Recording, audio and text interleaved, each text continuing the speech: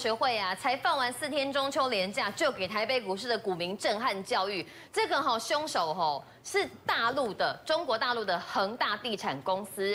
这家公司是全中国最大的地产公司经传有这个倒债的危机，好多盖到一半的房子盖不下去了，也引发了陆股跟港股的风暴，连欧美股市呢都被给拖下水。我们台北股市想说度过了礼拜一、礼拜二2天没有开盘呢，可是礼拜3开盘似乎没有办法置身事外。今天一开盘呢，就是重挫了超过300多点，最低杀到16838呢，是直接掼破了17000，也掼破了半年线的支撑。今天中场是下跌了350点，收在16925点，量稍微增，今天量呢是来到了2930亿元哦。今天包含的电子股啊、传产股呢，其实都还蛮弱的，全指股呢，通通都是倒地，包含了台积电呢失守了600块钱关卡，可是今天一失守，哇，零股的这个小资族又冲进来买了，认为就捡便宜的好时机嘛，到底有没有捡对呢？联发科呢失守半年线，国泰金融股因为可能会有一些大陆倒债危机的牵连到台北、台湾的这些金融股，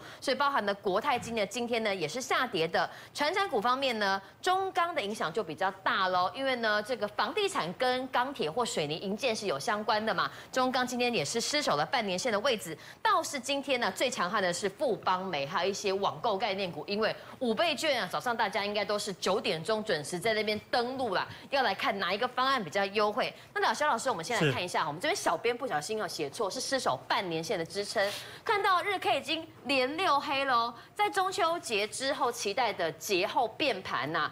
第一天就给我们迎来这么强的一根黑 K 棒，失守半年线的支撑，也跌破了17000的大关。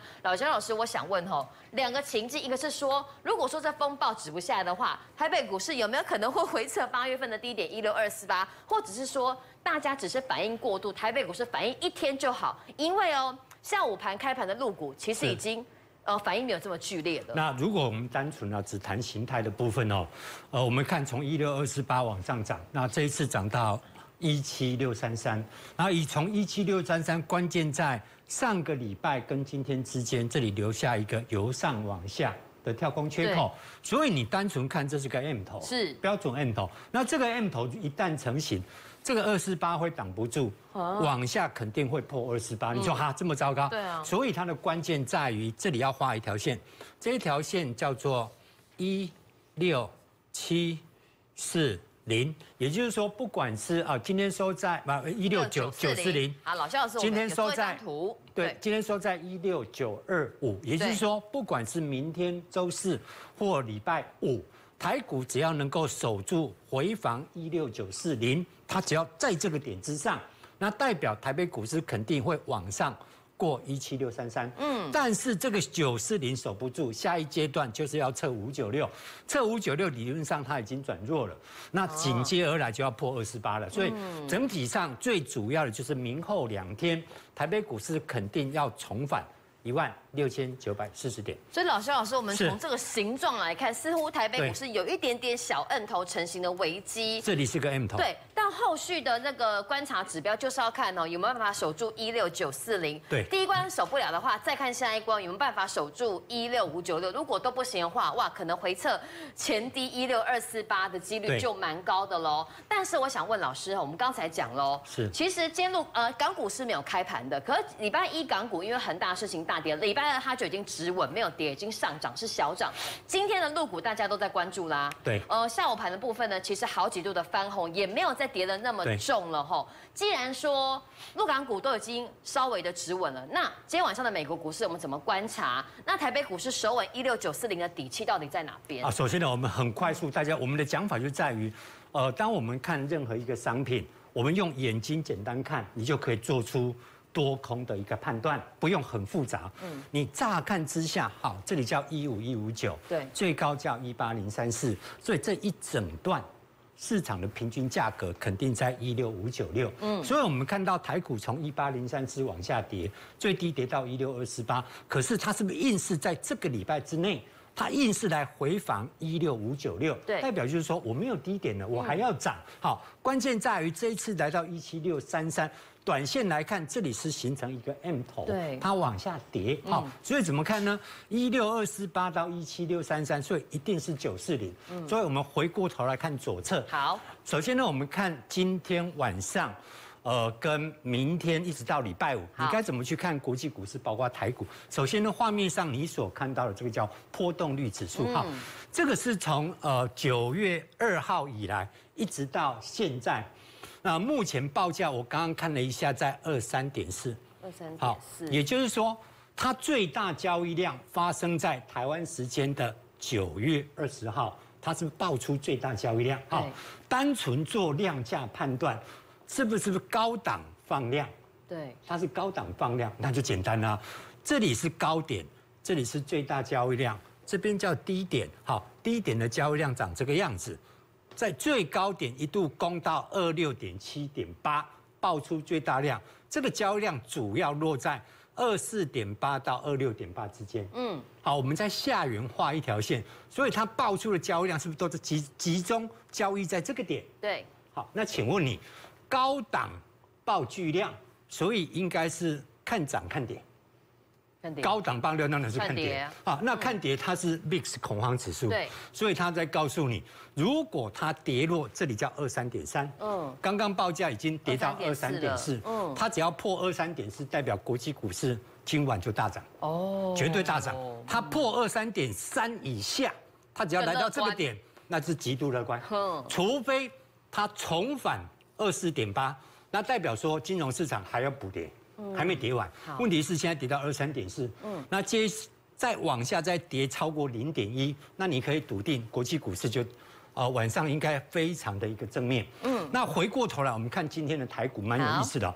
好，首先我们讲过在16940，对不对？对。所以在今天一开盘之前，我是不是在940已经画一条线在等它了？对啊，就开盘前没几分钟你就画出来了。对，你先说画好等它。好，再来我们来看最大交易量。好，我们看这个框框开盘量最大，接下来交易量一定会递减。对，你在递减过程等第一根串上来的量，好，第一根串上来是发生在今天早上的9:06。好，我们来看9:06加权指数报价叫16864，这什么意思呢？它告诉你，台北股市今天过了9:06，如果大盘在684之上，那今天是看涨的。对，684以下你要小心你不能贸然进场，他告诉你我还会跌。好，结果我们来看，接下来整天它都站在68864之上嘛，对，中场收在925嘛，所以他告诉你，其实台股虽然今天外资一定站在卖方，是看起来大盘今天跌幅蛮重的，可是整体上，整个多方并没有被完全破坏掉。而且老肖老师，你拿这一张7月15号到9月17号台北股市跟国际股市的表现，我先不要看这2个月好，我光看这个恒大事件的发酵，似乎台股是全球股市当中最弱的一个市场整体上其实恒大真的一点都不重要。你说不重要，万一接下来还有微信案例呢，对不对？所以关键不在于一个恒大，而是我们去看台北股市从7月15号是不是这一次的历史最高点18034？好，我们从加权指数是蓝色的，就最底下这个。对啊，你如果从18034 7月15，这是看到上个礼拜，今天在一根补跌2个百分点嘛，所以今天差在这里。好，我们跟国际金融市场做交叉比对，这个是上证那上证有恒大，难道他这里不知道有恒大吗？难道他这里不知道？多久了？对，已经跌了好长一段时间了。所以这单纯只是一个市场一个利空事件来对市场做测试。好，可是我们要看的是我们的位阶到底在哪里？台北股市如果从18034，我们看到现在目前跌幅是6个百分点。对。好，我们不要看日经，我们就看上证就好。上证是涨2个百分点。所以整体上我的看法，加权指数不应该落后上证指数。对，你再怎么样，以今年不管是从上半年一直到预估到接下来今年2021年的全年，预期台股整体跟去年同期比对最少成长20%，上市柜企业。所以整体上加权指数不应该会落后上证了，所以我们的看法，市场这里当然大跌，肯定要非常小心。对，那最简易的就是我们看2个商品，波动率指数只要在23.3以下，它在告诉你国际股市会继续涨。第二个。大盘的部分，我们就记住加权940，它破940真的要收手，因为代表说它还没有要涨，不排除还要修正。但是，一旦回访940，整体上只要一些正向的标的股就会开始做向上的一个推升。好，老师讲到正向的标的股哦，似乎有机会呢，反而在这个大跌的时候，你是个捡便宜的时机啦。其实呢，老师的看法跟很多的投资大师都是相同的，包含了财信传媒创办人谢金河就认为说呢，恒大对资本市场冲击不会有一天，可是不是世界末日，很快就回到了轨道。那官股行库的动作又怎么样？如果说真的看好台股的话，要拿出实际的动作啦。财政部跟金管会讲，密切关注公股护盘被银弹，国内金融业破险规模呢在可控的范围之内。好，老师你说了，今天9点06分你就看到了有一个大量进来哦。今天其实好多的全指股，不管是传产啊、电子都有受到了一些压力，外资势必站在卖方。可是如果说官股行库都讲喽，密切备好银弹要来进场护盘的话，哪一些个股是您认为官股行库也认为被错杀，他们都进场捡的，投资人可以不用怕。好，整体上我们来看呢，我们举台泥当一个范本，好，一样。台泥这是今天早上我们把它放大来做观察哦，这是早上9点开盘，好，那不管是台泥或整个加权指数开盘是开低的，对，开低之后加权是在9点06分放量，我们同时来看台泥，台泥呢一样是9点06分，对，是不是爆出一个主要的交易量？然后股价就开始从这个点往上做挺升嘛，对，所以整体上我们回过头来就来看，好，就用眼睛看就可以了哈。各位，你只要大致上用眼睛看，8、9不离10，就差不了多少。好，首先你一看就一定是在这里。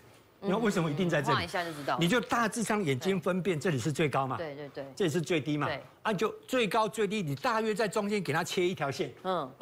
这条线之上叫回升。守不住中间，它就叫反弹。这是什么意思？不管你是台泥或任何一档标的，你只要把最高最低抓出来，股价在中间线之上，那就叫多头。中间线之下那些个股，你就应该站卖方。去反向去追逐有哪些是在中间线之上的，我们叫回升。我举个例子，我们看台泥哦，好，它从36.78涨到55.3，这2个加起来肯定是46。好，跌回46，请问这里该买？当然该买啊。那这里呢？这里46，也许有朋友你会说，那我这里买的，然后在这里停损，那也没关系啊。你如果在这里停损，那请问这里叫 A， 这里叫 B。你买在这里，你在 B 停损，那它站回 A， 你是不是要做买回？那就买回啊。好，那这里呢，是不是再买进？那是不是又买进？那你不怎么做都赢，这里会不会输？会，可是你输的比率远远小于成功率。懂。所以你应该这么去看。好，回过头来，我们把现在往前看，最低在这个45.6，最高在52，所以你画出一条线叫48.8。如果有机会来到48.8。这里会形成一个非常强劲的一个防守点，是就短线的一个不错的加码点跟防守点了哈。这个是看这个平均价格在之上呢，有机会还在走回升行情的，除了台泥之外，老师这档个股哇，这个感觉受累很深呢，而且股民们又买了这么多，对，他怎么看呢？所以我们来看还在回升的轨道上吗？没有，最主要就在于因为铁矿砂的价格在过去这几个月被腰斩，从每吨200美元被跌落到100美元嘛，所以我们来看中钢的部分哈。中钢一样，今天开盘是大跌的，是。可大跌之后，早上9点06分，我们把它放大来看，一样，在9点06出现一个有效的一个进场攻击讯号。好，所以我们回过头来看整个中钢。好，用眼睛看，往前看，就最高最低中间你自动把它画一半。好，最高在46.45，对，最低在22.65。你如果去计算它叫34.5，也就是说股价由上往下。回落这个中间值，这个都属于正向。跌落中间值呢叫负向，是你该站卖方。那你也许会说，那我这里买在这里停损，这里本来就该平。问题是，1、2、3、4、5、6这6次是应该买还是卖？你说不是买，那错一次有什么关系？只要在之上，你都应该站买方。破了这个点，它破了34.5，你当然就要先撤出。好，所以传产股的部分，肖老师好像认为说，不管是台泥或中钢，目前都还在回升轨道上。那我们看一下这档电子权值股台积电哦，今天的股价呢是直接被打落到了600块钱之下。可是呢，小资族根据统计啦，今天是毛起来捡零股，他们有没有捡对？那整体上其实最主要，当然外资空方一定是狙击台积电啊。为什么？因为台积电最主要的总营收我们叫 HPC， 叫先进制程的晶片，这个部分占台积电的营收比高达33%。好，也就是它高毛利的部分来自于这个 HPC 晶片。对，加上这一次最主要是所谓的 Bitcoin， 就是那个 Bitcoin 的比特币。好，市场担忧就是说，好，这次恒大完之后，大陆会不会锁定比特币？所以造成整个挖矿市场会有一些变动，所以市场肯定就把矛头对准台积电嘛。好，所以我们来看台积电一样。台积电它现在告诉你，我主要的框架，如果现在来看，叫592到574。那为什么是592、574？好，我们往前看，台积电的起涨在512，对，最高点在612，所以这里一定叫562。所以从612跌到562，它是不是在这里防守？对。那防守代表我守住中间点叫回升，守不住562.5，它在告诉你我要破512。它守住562，5635肯定有过612嘛？对。好，结果来到创一个新高点，好，新的框架来了，产生新的高点或新的低点，你要重新计算。好，你重新计算，低点一样是512，高点在635，好，已经不是612了，往前拉了。512加635，所以这一条是不是在574？对。好，台积电假设明天有机会来到574，这里有一个很强劲的一个防守点，问题是它有压力哦，它不是没有压力哦哈。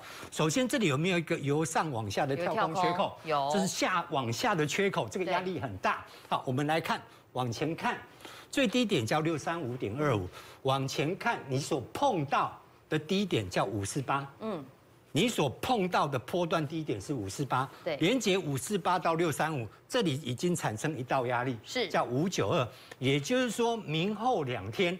如果你是观察台积电的，它进入一个箱型框架，往上叫592，下缘多方集结在574。好，就是说到574的时候呢，大家可以偏多操作啦。好，以上是肖老师哦，今天针对整体大盘的结构跟一些官股行库呢比较明显护盘的标的所做的操作建议了。如果说你对手中持股任何问题的话，欢迎参考画面上的大头娃娃跟肖老师这个赖版的持股问题，跟他来请教一下喽。